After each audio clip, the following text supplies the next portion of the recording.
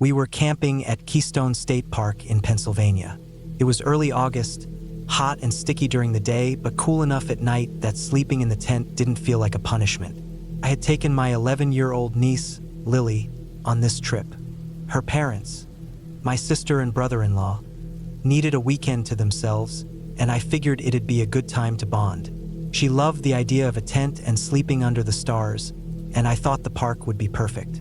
It was popular but not overwhelming, enough people around to feel safe, enough space to feel like we had a little corner to ourselves. Our site was up a gentle hill, about 200 feet from the edge of the lake. It wasn't right on the water, but close enough that we could walk down barefoot in 10 minutes. It had a fire ring, a picnic table, and enough flat ground for our 4-person tent. Across from us was another site, one of those larger ones with 2 tents and an old station wagon parked in the gravel drive. I remember seeing an older man when we arrived the first day. He was setting up a tarp over one of the tents. Tall, maybe in his 70s, wearing jeans despite the heat. He waved when he saw me and gave a small nod. I nodded back, didn't think much of it. The first night went smoothly. We grilled hot dogs and made s'mores. Lily kept laughing at the way the marshmallows caught fire no matter how patient she tried to be. We stayed up late, lying on the sleeping bags, whispering about the stars. She fell asleep before I did, and I listened to the soft hum of other campers, distant laughter, the occasional sound of a beer can opening, the murmur of radios. Normal campground noise. I heard some coughing from the site across the road. The older man probably winding down for the night. That was the last time I heard anything from over there. The next morning we had breakfast, instant oatmeal and some fruit. Lily wanted to swim right after. I told her to wait until late morning, let it warm up a little more. We ended up heading down to the lake around 11. We brought towels, a little cooler with juice and sandwiches, and spent most of the afternoon swimming. I didn't have my phone with me. There's something about leaving it behind that makes camping feel more like a break from everything. We just played in the water, had lunch, and when it started to cloud up a bit around 3, I told her it was time to head back. She wanted to stay longer, but I convinced her we could come back before dinner. We started walking up the gravel path that leads from the lake to the upper campgrounds. It was steeper than I remembered, or maybe it just felt that way carrying the wet towels and cooler. As we got closer to our site, I noticed the cluster of vehicles. A park ranger truck was pulled up right in front of the campsite across from us, angled in like it had come in fast. There were 2 police cars parked awkwardly behind it, one partially on the grass. I slowed down as we got closer. Lily asked what was going on, but I told her to just hold my hand and stay close. A ranger, mid-40s maybe, stepped out from behind one of the cruisers and came toward us. His face was calm but serious. He looked tired. He told us to hold up and said that there had been an incident at the campsite across from ours. At first, I thought maybe there had been a fight or a medical issue. Maybe someone had a heart attack. The ranger looked at Lily, then back at me, and asked if we could just wait a bit. He didn't want her to be too close. I got the message and nodded, but Lily was already trying to look past him, squinting toward the tents and the open area where the picnic table was. She kept asking what happened. A few more people were standing by the tents now. One of them wore gloves and carried a clipboard. No one was in a rush. That's what I noticed most. The stillness. Nobody was yelling or moving quickly. That quiet, steady movement made it worse somehow. The ranger stepped a bit closer to me and, in a low voice, said that the man in the site across from ours had passed away. In his sleep sometime the night before. They found him still in his sleeping bag inside the tent. Said someone noticed his car was still there and he hadn't checked out by the posted time. That's what prompted the call. It hit me slower than I expected. I just stood there, not knowing what to say. I didn't know the man. I hadn't spoken a single word to him, but he had been right there, just 30 feet from us. We had been roasting marshmallows, telling stories, and he had been dying in the dark. Lily didn't fully understand what had happened. She kept asking me if someone got hurt, if there had been a bear or something. When I told her softly that the man had died, she went quiet for a second, then looked across the road again. There were bundles of firewood stacked neatly next to the site's picnic table. right beside a blue plastic water jug and a pair of boots. Then she said it. "Can we keep his firewood? He doesn't need it now." I just stared at her. I didn't even know how to respond. She wasn't being mean, just practical in that matter-of-fact way kids are sometimes. I told her no, that it wasn't ours to take. She shrugged like it didn't matter, but I felt something inside me sink. It wasn't just the comment. It was the weight of the whole moment. The contrast between life and death, right there in the dirt and gravel of a public campground. Eventually, the ranger let us go back to our site. I tried to keep Lily distracted, set her up with some drawing supplies at the picnic table while I busied myself with lighting the fire for dinner. But every time I looked up, I could see the corner of the blue tent, just across the road, the zipped flap closed now, and someone standing nearby with a camera taking pictures. By dusk, the vehicles were gone. They had taken the tent down. Everything else was packed into the station wagon, which they towed away behind a ranger vehicle. The site looked almost normal again, just an empty square of dirt with flattened grass where the tent had been. The firewood was still there. That night, we didn't talk much. Lily seemed quieter than usual. I think the weight of it finally settled into her too. Kids aren't dumb. They know when something's off. I lay in my sleeping bag and stared up at the tent ceiling, wondering what it had been like for him. Had he felt it coming? Was it peaceful? Was he alone by choice? Or did he have someone waiting for him to come home? It stayed with me longer than I expected. We stayed 2 more nights, but it felt different after that. Every rustle in the dark felt closer. Every silence felt heavier. I kept thinking about the way no one knew until it was already over. How life just kept going around him, the world spinning forward while he slipped away unnoticed. I told Lily a little more when we got home, about how people sometimes go quickly without warning. I didn't make it dramatic. I just told her the truth. She nodded like she understood. Maybe she did in her own way. I didn't take the firewood. Someone else probably did later that week. Maybe they burned it not knowing, or maybe they heard the story and decided it shouldn't go to waste. Either way, it didn't feel right for us. Not because it was haunted or anything like that, just because it wasn't ours. It belonged to someone whose last night was spent beside it. I've been camping plenty of times since. I've stayed at state parks, deep woods, remote trails, and familiar sites, but I always notice the people around me a little more now. I take a moment to nod, say hello, just check in. It doesn't take much. And every now and then, I think about the man across the road, how quietly he passed, and how a little girl reminded me, without meaning to, just how thin the line can be between a story you tell and the one you don't even know you're in.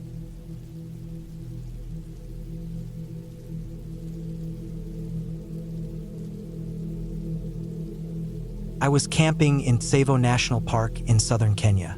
It was a trip I had been looking forward to for months. The kind of wild, raw experience you read about but never really expect to live through. The day had been long and hot, with the sun baking the dusty earth as we drove deep into the park. The landscape stretched out wide and empty, full of tall yellow grass, scattered acacia trees, and distant hills that shimmered in the heat. My guide and tracker, a man named Kamau, knew every inch of the place like it was his own backyard. I trusted him completely. He was calm and confident, and his knowledge of the animals was incredible. We set up camp in a small clearing not far from a dry riverbed. The air was thick with the smell of dust, dry grass, and something ancient and wild that you only notice when you're truly alone in the wilderness. Kamau set up our tents carefully, making sure everything was secure. He built a fire pit, gathered wood, and kept reminding me to stay close to the fire once night fell. The sun went down in a wash of red and orange, and soon darkness swallowed the park. I was exhausted from the heat and the travel, so I fell asleep quickly inside my tent. The fabric was thin, and I could hear the faint sounds of the bush around me. The chirping of crickets, the rustling of small animals in the grass, the occasional distant call of a bird. But then, deep into the night, I woke up to a sound that hit something deep inside my brain, something primal and terrifying. A lion was roaring, not just a soft growl or a warning, but a full, guttural, bone-shaking roar, close enough to make my heart slam against my ribs. I froze in my sleeping bag for a moment, my breath caught in my throat. It wasn't just one lion. The roar was answered by another, and then another.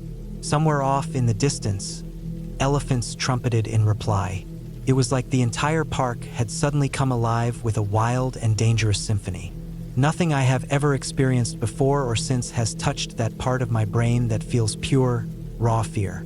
The lions were near, and I was right in their home. I forced myself to move. I carefully unzipped the tent and stepped out into the cool night air.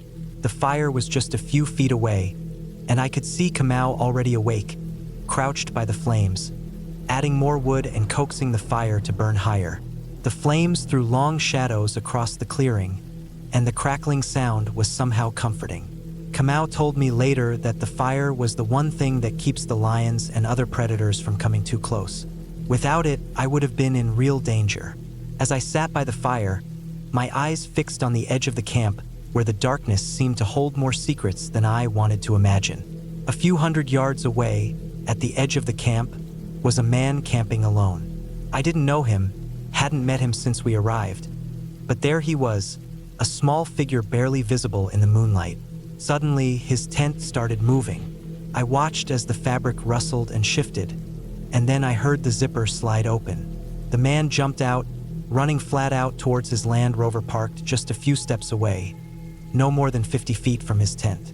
He jumped in, slammed the door, and started the engine. The whole thing looked so sudden, so frantic. At the time, it felt almost funny in the strange way that only a fight or flight moment can be. But it was clear he wasn't sticking around to test the night. In the morning, when the sun finally began to warm the earth again, Kamau and I walked around the campsite. We found tracks, dozens of them, lions. Over 35 lions, maybe more, a pride that had been circling us during the night, watching, waiting. The sheer number of them, their proximity to our camp, made me realize how close I had come to something dangerous, how fragile the line was between safety and being prey in the wild. I couldn't shake the feeling of being watched for the rest of the day.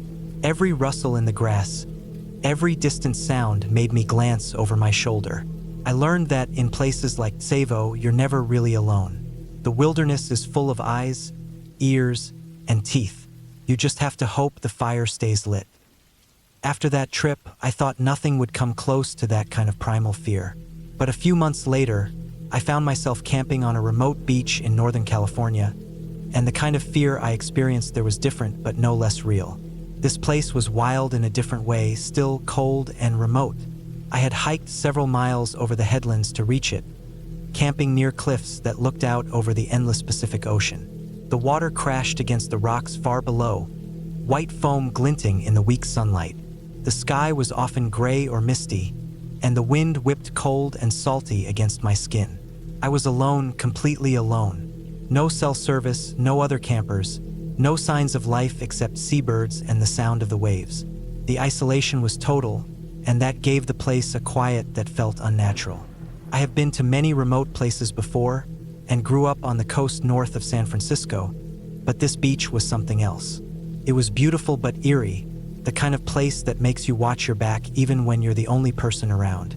On the day I arrived, I passed a couple hiking the trail in. They looked normal, no trouble at all.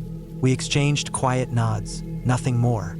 They went off in the opposite direction, and I thought nothing more of it. I set up my tent on a small flat area near the cliffs, careful to pitch it far enough from the edge. The night came quickly, and the wind picked up. I made a small fire on the beach and settled in with a book, the ocean's roar filling the silence around me. For 3 days, I explored the area, climbing the cliffs, wandering the tide pools, and listening to the wind.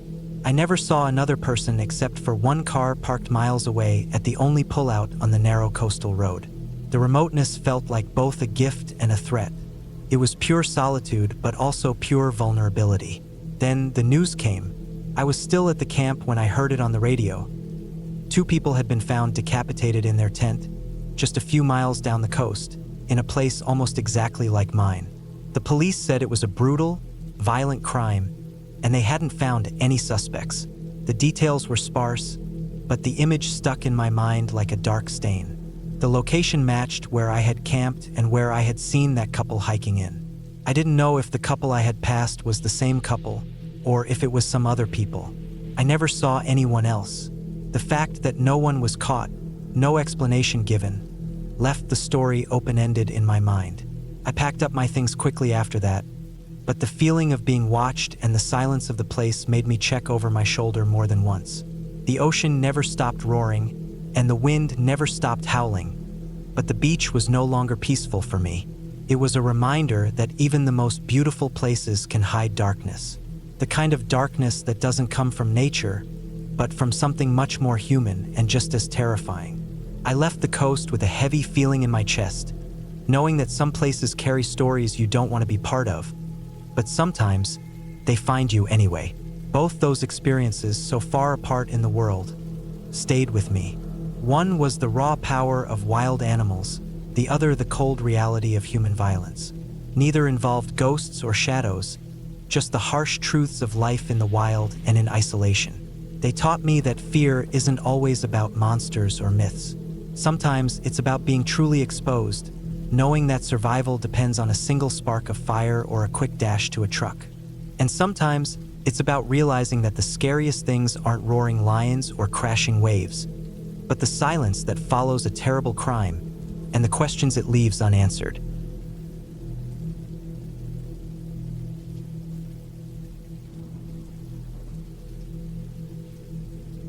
The night we spent in the White Mountains still sticks with me, even weeks later. I keep turning it over in my mind, trying to make sense of what happened. There were two strange things that night, things I'm not sure are connected, but both left me feeling uneasy. I've told a few people, but most just brush it off or try to give some easy explanation. I want to share exactly what I saw and felt. No fancy stories or made-up stuff, just what happened. We were camping at a fairly quiet spot in the White Mountains of New Hampshire, late September. It was a new moon, so the night was almost completely dark. No moonlight at all, just the faint, distant glow of the stars if you looked up.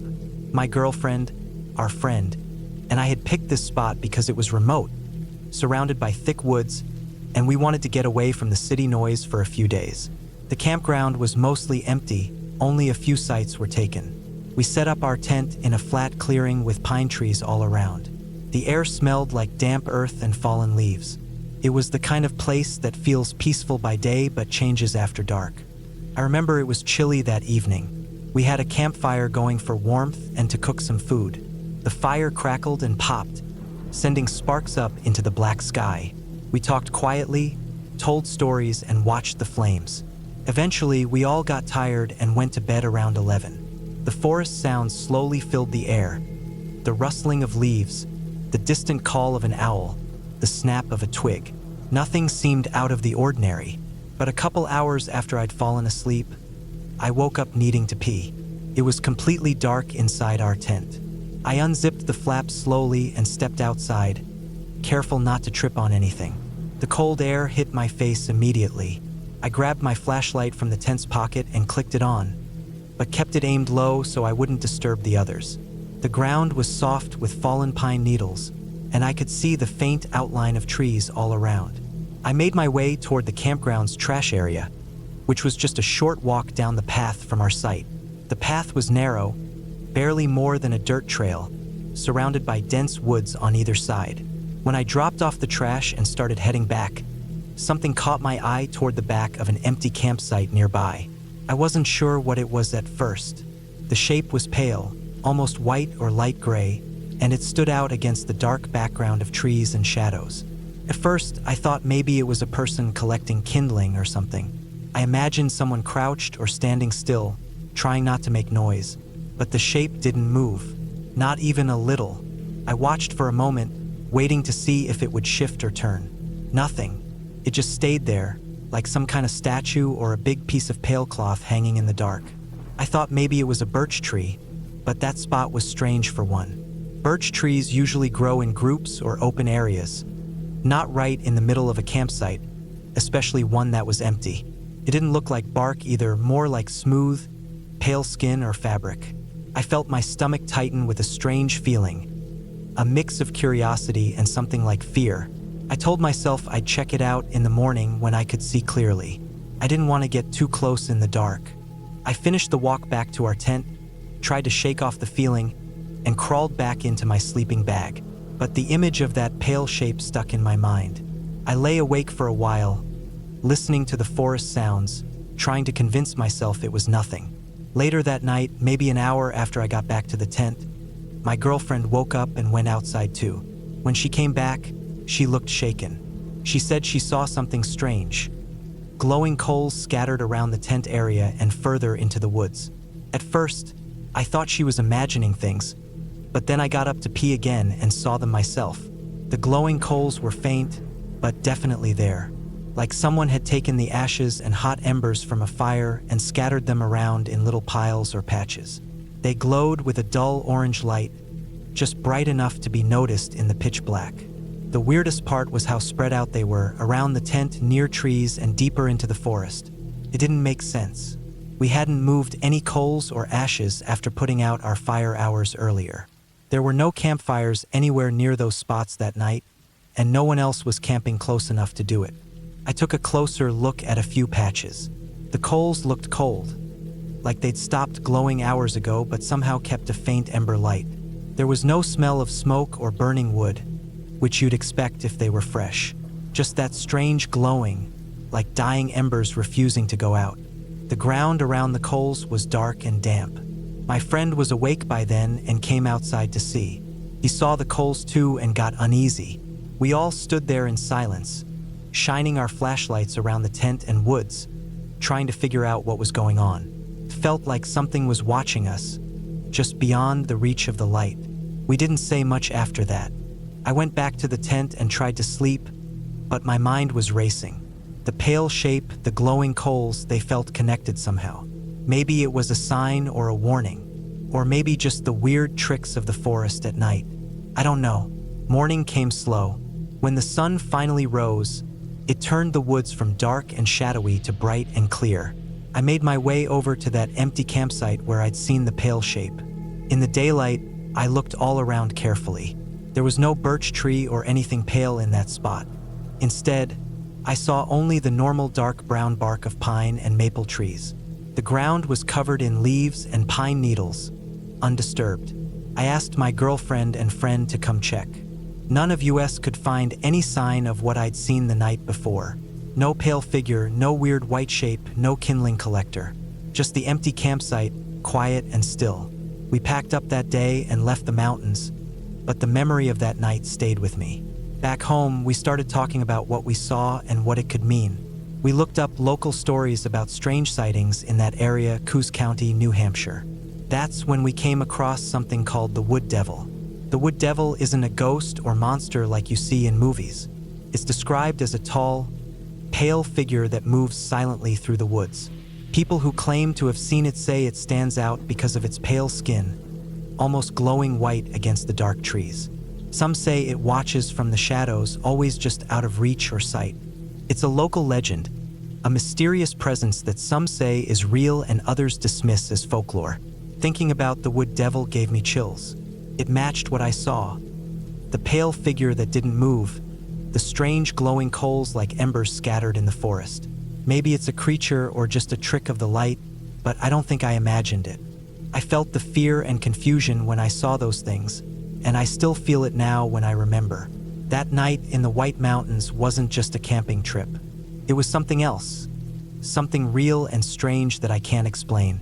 Maybe it's best left as a mystery, but I know one thing. The woods around us hold more secrets than we want to believe, and some things don't want to be found or understood.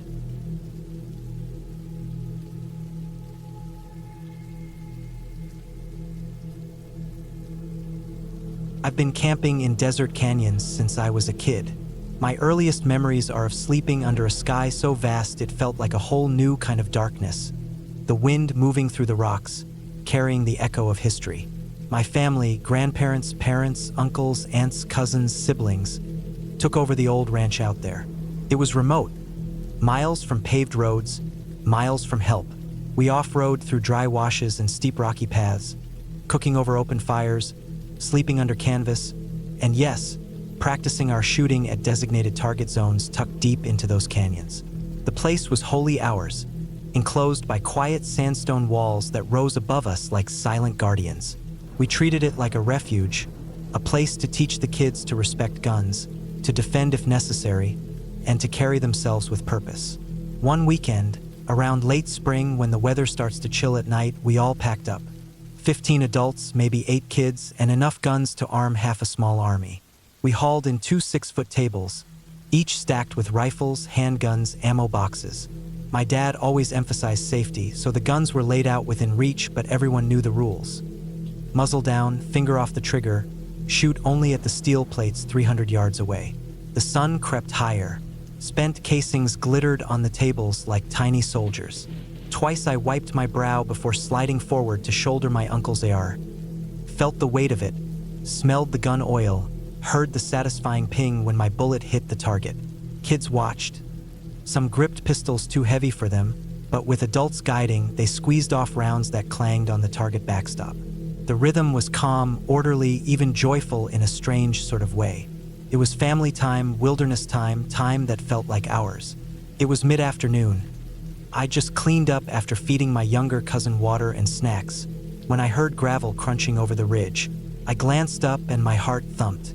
2 trucks rolled in slowly, bumping over loose stones, stopping maybe 20 yards from our camp, parked side by side in a way that sealed us off.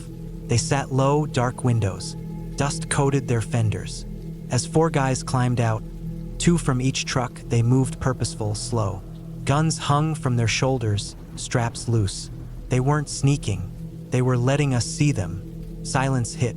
A high-pitched break across the desert stillness. Conversation stopped mid-laugh. The tables of guns now looked like fortifications, like arms ready at a barricade. I remember goosebumps sliding up my neck. Instantly, 4 of the adults, my dad, brother, 2 uncles, stood and grabbed the nearest rifle. A few more grabbed handguns. The rest of us, adults and older kids, stepping forward to flank behind tables or park trucks like shields. The younger kids were guided back, tucked behind legs and beds of trucks. Even my mom, who normally used canes to walk, set them aside, gripped a rifle, found a solid stance and shouldered it. I grabbed my uncle's AR, snug against my shoulder, finger off the trigger, eyes locked. The stranger that looked like the leader stepped forward, head high, chest out. Our rifles lined the dirt in front of us like an arc of thunder. He froze, slowly raised a hand, then dropped it. He said only 3 words, "Sorry, wrong spot." His voice trembled. His teeth clicked as he swallowed. Then they backed away slowly. All 4 got in. Engines roared to life. Gravel sprayed as they spun tires and peeled out. For a while, everyone stood still. No breathing, just the aftershock. Then my uncle tapped my shoulder. "They're gone," he whispered, voice low. I thought I'd never breathe again. My brother and uncle slid into their quads. I followed, boots kicking gravel over the tailgate as I climbed. My uncle revved his quad and swung us down the narrow wash. We knew these canyons like veins on our palms. We didn't follow directly. We guided ourselves, trackers of terrain. We fanned out, 20 yards apart, hugging canyon walls, staying low, ears alert, radio silent. When we reached the main road just beyond Canyon's lip, the trucks were gone. I felt relief. No crash coming around the bend. No armed return. My brother had phone service and dialed the sheriff's department. We gave plate numbers, direction of travel, descriptions.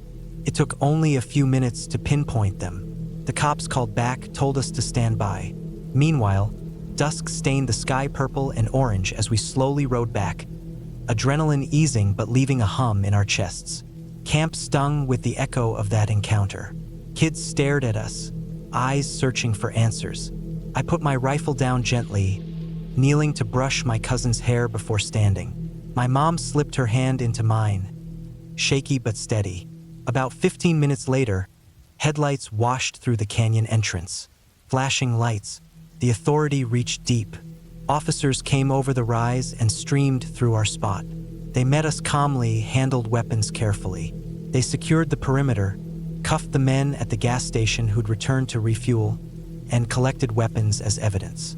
We were never on edge once they were cuffed. But I remember breathing in deep, slow breaths, the canyon walls humming with silence again. The officers told us the men were gang members, wanted for multiple offenses, and had loaded weapons in their trucks. Their wrong spot apology crumbled under the weight of their plates and fates. They were taken off in cuffs. The trucks were towed. The cops thanked us for quick thinking, clear communication, and restraint.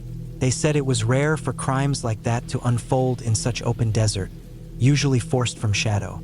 We'd confronted open daylight threat with calm force. We'd saved ourselves. We slept in the canyon that night. Wind curled through tent openings. Fire coals glowed under stars. No voices except quiet family check-ins. No nightmares. Everything felt safe again. We sat around the embers, kids asleep in sleeping bags. My dad handed out thermoses of strong coffee. We didn't need to talk much. Silence tasted like victory. As dawn crept up, the dust had settled, literally and emotionally. We spent the morning cleaning gear.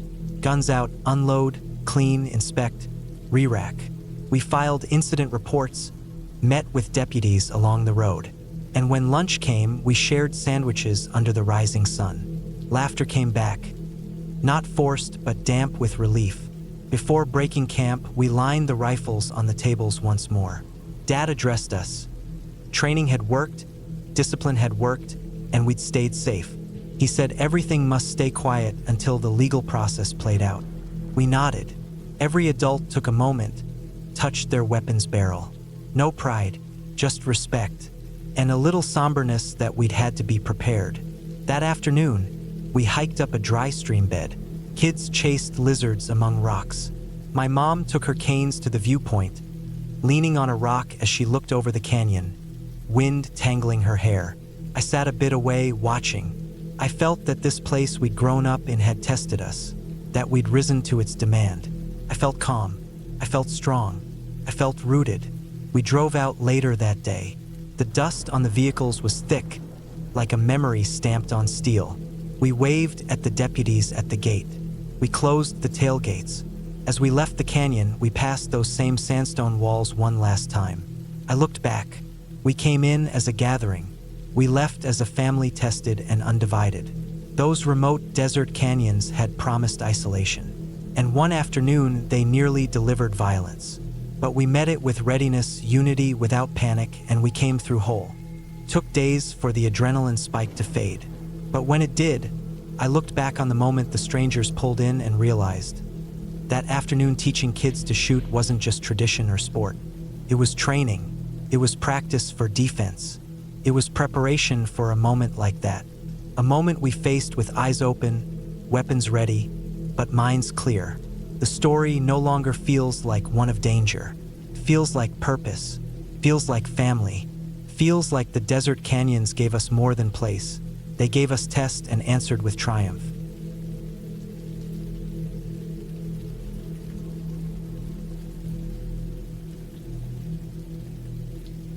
We started the trip with good spirits. It was early September, and the mornings were cold but clear. The plan was simple: 5 days, 150 miles down the Yukon River. We were starting at the south end of Lake LaBerge. It's a massive stretch of water, and we had planned carefully. The lake has a reputation. If you capsize, the cold water takes you fast, maybe 20 minutes before hypothermia sets in. The advice is always the same: stay close to shore, no more than 100 yards. That was our rule too. The first morning, we were slow getting going. Loading the canoe took longer than expected. We had packed everything carefully: tent, dry bags, food barrels, a bear canister, extra clothes in dry sacks, emergency bivy sacks, a saw, rope, the usual gear. The sky was overcast, and the wind was already kicking up. It wasn't too bad at first, just annoying. The water had some chop, but nothing dangerous. By midday, the wind picked up hard. It wasn't just a headwind. It came at us sideways, sometimes slanting across the water and catching the bow. It forced us to paddle more on one side than the other. It was exhausting. Even hugging the shore, waves would slap the side of the canoe hard enough to splash cold water into our laps. We wore rain gear, but it didn't matter. That kind of wind drives the cold deep. My gloves were soaked by the afternoon, and my hands were stiff and clumsy. We made almost no progress. By the end of the first day, we hadn't gone half the distance we had planned. We barely found a decent place to camp. The shoreline in that stretch of Lake LaBerge isn't always welcoming. It's not all soft beaches and driftwood. A lot of it is sharp, rocky ledges with dense bush behind them. We finally pulled off at a sloped gravel spit with enough flat ground to pitch the tent. We were too tired to talk much. Just pitched camp, boiled water, ate fast, and crawled into the sleeping bags, still damp and shivering. The second morning started the same. Wind, strong and steady. The lake looked like crumpled metal, reflecting gray clouds. It was noisy too, the kind of constant roar that gets inside your head. We kept paddling anyway. Every minute felt like work. My arms were sore. My lower back ached from bracing and balancing. Around noon, something changed. It was sudden, like a switch flipping. The wind just stopped, like it had never been there. The water smoothed out, went totally flat. We drifted for a few minutes without saying a word, just looking at it. It was like glass, like you could walk on it. The whole lake became a mirror of the sky above, endless silver with streaks of faint blue and pale gray clouds. I remember the sound of the paddle dipping into the water, so clear and crisp it felt like breaking silence in a church. We figured this was our shot. We were way behind schedule. We'd planned to stay near shore the whole time, but the shoreline curved in long peninsulas, and we thought maybe we could cut across, save an hour or two. On the map, it looked like a straight shot between 2 points of land, maybe a mile across. It didn't seem like much. With no wind and flat water, it felt safe. So we went for it. About halfway across, we were probably half a mile from either shore.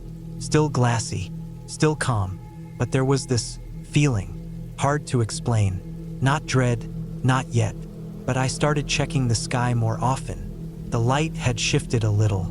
It had gone from silver and pale blue to something more gray, more flat. The clouds started thickening.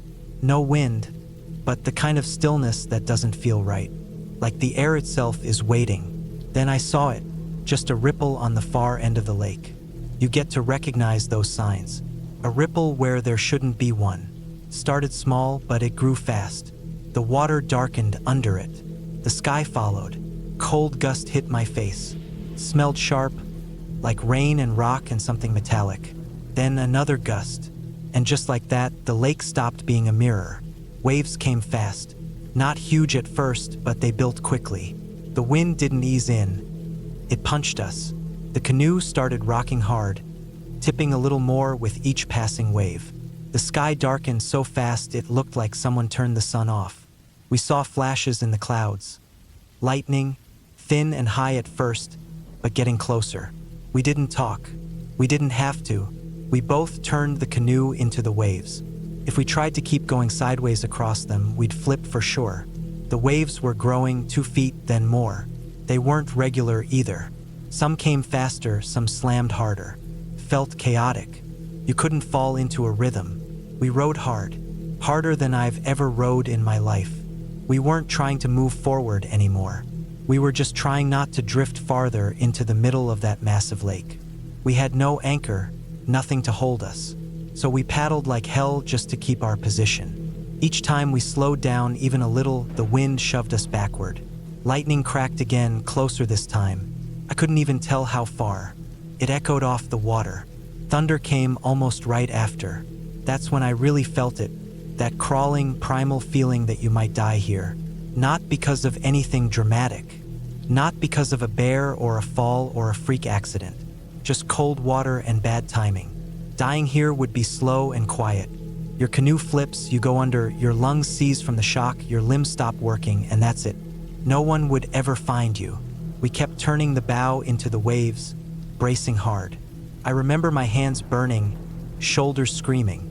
The paddle felt heavier with every stroke.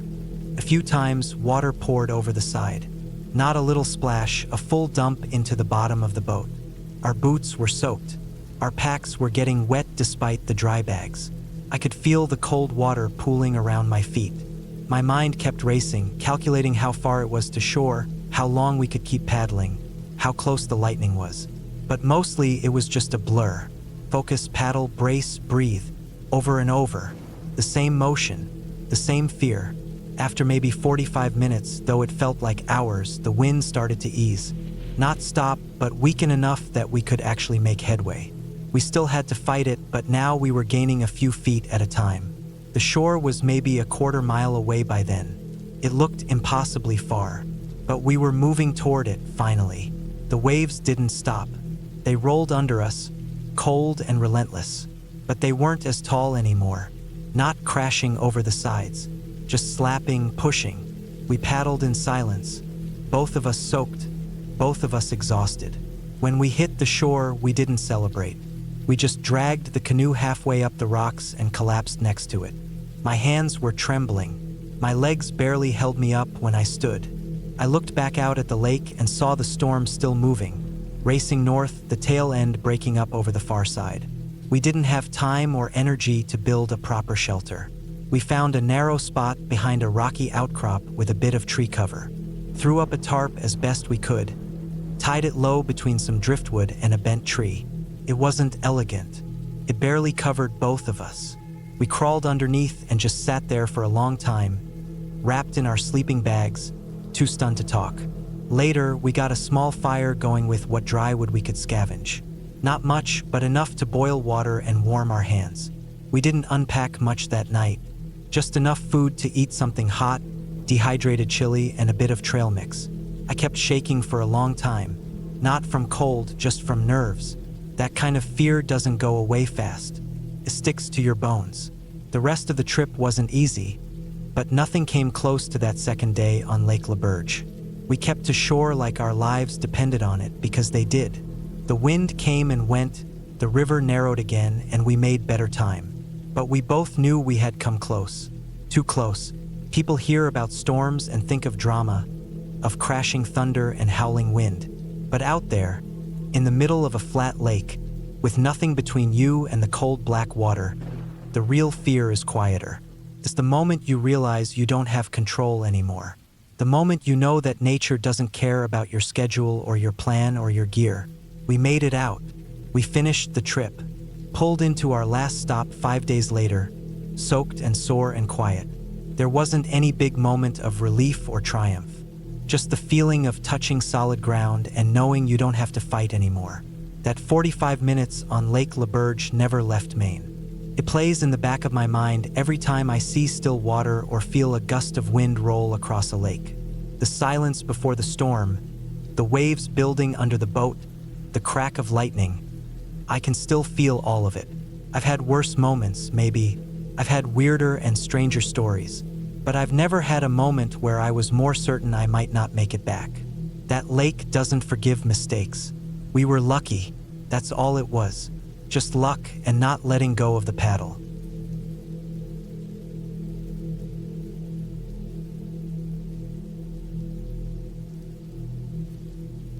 I was hiking alone in a dense California forest once. It started as a plan for me and a friend to hike together, but she got a migraine halfway through the trail and decided to take a shortcut back to our campsite. She said she could make it faster on her own and just wait for me when I got back. I didn't want to slow her down, so I told her I'd finish the whole trail by myself. I thought it would be fine, just me, the forest, and the trail ahead. The trail had been peaceful in the morning. The air was cool but starting to warm up with the sun climbing higher. The trees around me were thick, tall pines with their needles rustling gently in the breeze. The forest floor was soft underfoot, covered with layers of dry leaves, pine cones, and twigs that snapped quietly as I walked. The path was narrow but clear, winding down a steep hill through the dense woods. I was descending, careful not to slip on loose stones and exposed roots. At first, everything seemed normal. Birds chirped here and there. A squirrel darted up a tree. The smell of pine and damp earth filled the air. But as I went deeper into the woods, the trail got quieter. The birds stopped singing. The wind fell away, and the forest felt heavier, like the silence itself was watching me. I could feel my heart starting to beat a little faster, but I told myself to calm down. I was used to hiking alone sometimes. I kept moving forward. Then I heard it, a scream, A truly blood-curdling scream that cut through the stillness like a knife. It was sharp and loud, full of pain and terror. First, I froze. My mind raced. Was it a person? Someone hurt or attacked? The scream sounded so real, so close, it sent a chill through me. But the woods were empty. There was no way anyone was nearby. I scanned the thick trees, expecting to see something, anything. But all I saw was the dense forest and shadows. Then the screams came again, longer and louder this time. My stomach dropped. It wasn't a person. It was something else. The sound had a wild, animal quality, like a scream mixed with growls. It hit me suddenly. It had to be a mountain lion. I remembered reading about how mountain lions can scream in a way that sounds almost human, especially when they're angry or hunting. That realization did not help. If anything, it made things worse. I was alone, far from the campsite. My friend was already gone. And now, somewhere in those trees, a mountain lion was making those horrible screams, probably stalking its prey. I tried to decide what to do. Should I be loud and try to scare it off? Or should I stay quiet, hoping it wouldn't notice me? I had no idea what the right choice was. The screams came again, a little farther off now, but still close enough to make my blood run cold. My heart was pounding so loud I thought it might burst. I stopped moving and stood completely still. I tried to listen carefully to figure out where the sound was coming from. The screams seemed to come from the left side of the trail, deeper into the woods, near a thicket of bushes and fallen logs. I held my breath, waiting, hoping whatever it was would go away. Minutes passed, maybe 10, maybe more. The silence returned slowly. The forest seemed to breathe again. I started to back away, moving slowly and quietly but deliberately away from the direction of the screams. My feet barely made a sound on the dry leaves. I didn't dare look behind me, afraid that if I did, I might see something watching, waiting in the shadows. Every crack of a twig or rustle of leaves made me jump. My mind was racing with questions. Was the lion still following me? Had it already attacked someone else? Was I going to make it back safely? I couldn't stop thinking about the scream, how real and desperate it sounded. It was the kind of sound you never forget, the kind of sound that makes you wonder how close death really is. I kept hiking down the trail, moving faster but still careful not to slip. The hill got steeper and the trees thinner as I approached the bottom, where the campsite was supposed to be. The sun was lower now, starting to set behind the hills. Shadows stretched long and deep across the forest floor. I tried to calm my breathing, to focus on the trail ahead, but the fear was still there, thick and heavy in my chest. Finally, I saw the edge of the forest opening up. The trail ended near a small clearing where I could see the tents of other campers, including ours. Relief washed over me in waves. I was safe. I was out of the woods. I walked the last few steps and saw my friend sitting by our campsite, looking pale but better. I was sure I looked like a ghost myself, white-faced and shaken. That night, as I lay in my tent, I kept hearing the echo of those screams in my mind. I wondered if anyone else had heard them, if they knew what had been out there in the woods.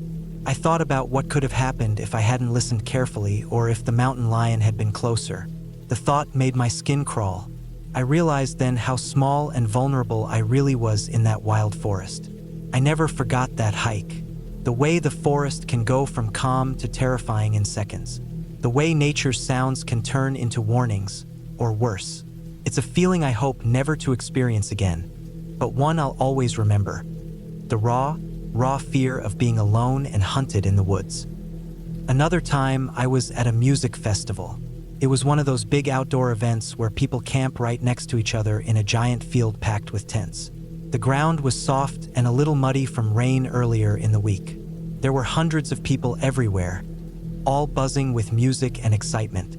The night before, the camp was full of noise, laughter, shouting, music blasting, and the smell of campfires and grills. My friend and I had set up our small tent close to the back of the field.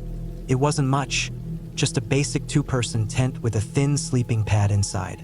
We were tired from the day's activities and fell asleep early, wrapped in sleeping bags, listening to the distant music. The sounds of the festival slowly faded as most people settled down for the night. I don't know exactly what time it was when I woke up. It was still dark outside, just before dawn. But I was startled awake by the sound of a truck engine. It was loud and rough, tearing through the quiet night. My heart jumped. At first, I thought maybe it was a delivery truck or something driving on a nearby road.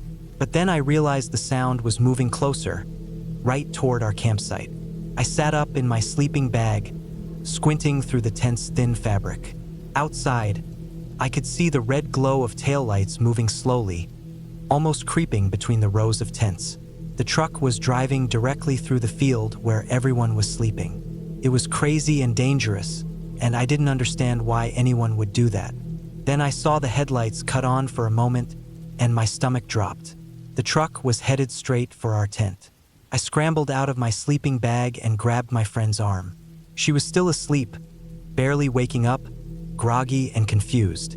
I pulled her close and quickly rolled her on top of me as the truck reached our tent. The tires crushed the fabric, tearing the tent in half where she had been sleeping just moments before. The ground shook under the truck's weight. It all happened so fast. The truck's engine roared as it drove through, stopping just a few feet beyond us. People started yelling and running toward the driver, but I didn't look back. I held my friend tight, making sure she was okay. She was shaken but not hurt. After the truck passed, the campsite was filled with chaos. People shouting, tents ripped apart, some campers crying or checking their belongings. Felt like a nightmare. How could anyone be so reckless? Driving a truck through a crowded campsite, risking lives and ruining people's gear.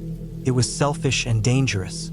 The organizers eventually got the driver to leave, and the police showed up later to take a report. Some people said it was a prank gone wrong or someone drunk making bad decisions. But for me and my friend, the memory of waking up to a truck crashing through our tent stayed with us long after the festival ended. That morning, I helped my friend pack up what was left of our camp. We didn't say much. We just moved quietly through the wreckage, grateful we were both safe. The whole experience was a harsh reminder that danger can come from the wild woods or even from the careless hands of other people. In those moments, fear isn't something you can control. It just takes over, and all you can do is hold on and hope to get through it.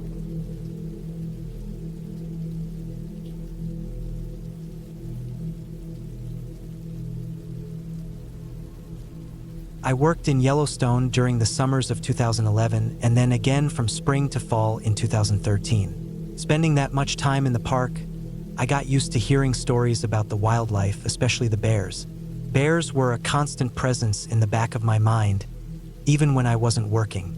I knew they were wild and dangerous and that any mistake could lead to serious trouble. It was just part of the job, part of living in that environment.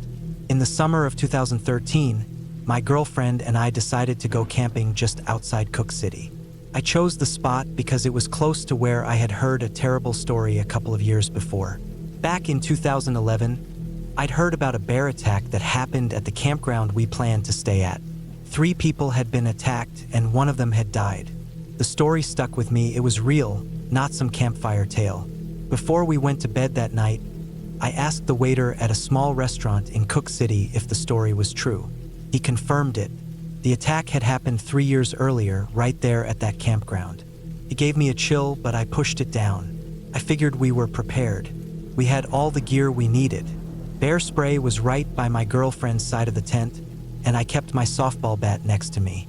I wanted to feel ready, like if something came near, we could protect ourselves or at least scare it off. But even with that, camping in grizzly territory is nerve-wracking. You never feel completely safe. The night settled in with a calm that felt heavy, like the world was holding its breath. The forest around us was dark, but the sky was clear, and the full moon hung bright above, casting a pale glow through the trees and onto the ground. It was peaceful, but I couldn't shake the feeling that we weren't alone. Somewhere around the middle of the night, I woke up with the overwhelming urge to pee. I was lying there, staring into the dark inside the tent, trying to work up the courage to unzip the door and step out into the cold night air. My heart was already pounding. The forest noises, the rustle of the leaves, the distant call of an owl seemed louder than usual. Then I heard it, a heavy, steady sound coming from the small stream that ran not far from our tent. It wasn't the usual trickle of water. It was something large moving through it, the deep, slow clomp of a massive animal crossing the water. My heart slammed against my ribs, adrenaline hitting me like a shockwave. Every nerve in my body jumped awake. I was frozen, scared to move but too wired to stay still. The sound got closer. I could hear the splash of water and heavy footsteps moving toward our campsite. My breath caught. Slowly, I reached over my girlfriend, who had started to stir, probably waking up from the sound too. I had to grab the bear spray beside her without waking her completely or causing panic. As my hand brushed over her arm, she stirred fully awake, eyes wide in the moonlight. I pressed my hand gently but firmly over her mouth, whispering for her to stay silent. There was no time for words. The pounding steps continued, heavy and uneven. Mixed in with the steps was something strange. A thud, like something hard hitting the ground again and again. We both stayed still, barely breathing, straining to hear what was going on just outside our tent. After what felt like an eternity, we slowly worked up the courage to unzip the tent's fly, peeling it back just enough to look out into the moonlight. What we saw was completely unexpected. Right in our campsite, standing quietly near the edge of our gear, were two elk, a massive bull and a doe. The bull elk was doing something strange. It was picking up a rock with its huge antlers and dropping it over and over onto the ground. The thud we'd been hearing was the rock hitting the earth. It wasn't aggressive, but it was definitely strange behavior, almost like it was playing or marking the territory. The doe stood beside him, calm and still, watching the scene as if nothing was out of the ordinary. Their eyes reflected in the moonlight, bright and alert, but they made no move to come closer to the tent or scare us away. It was one of the coolest and strangest things I'd ever seen in the wild, but at the same time, it was terrifying. I was a chicken, honestly.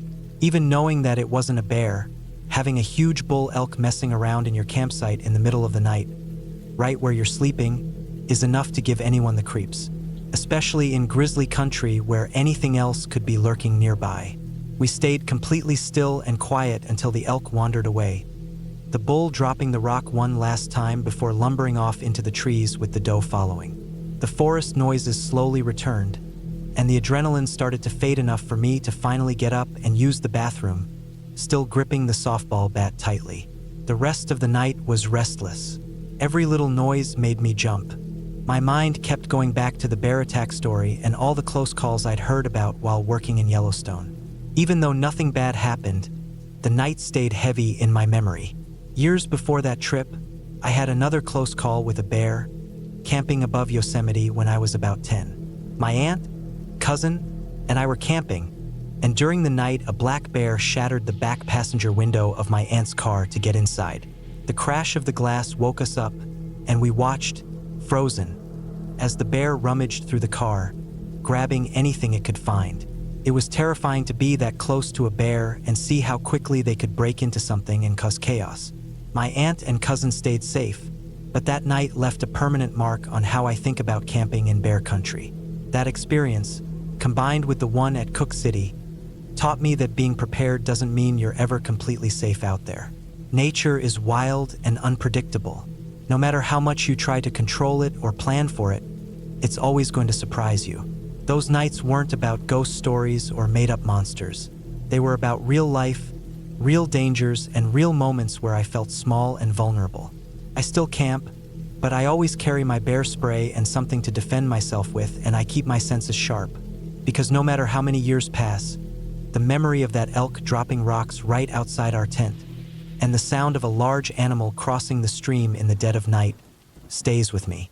It reminds me that out there, in the wild, you never know what's watching, waiting, or wandering through your camp. And that's the kind of fear that sticks with you, not from something made up, but from something very real.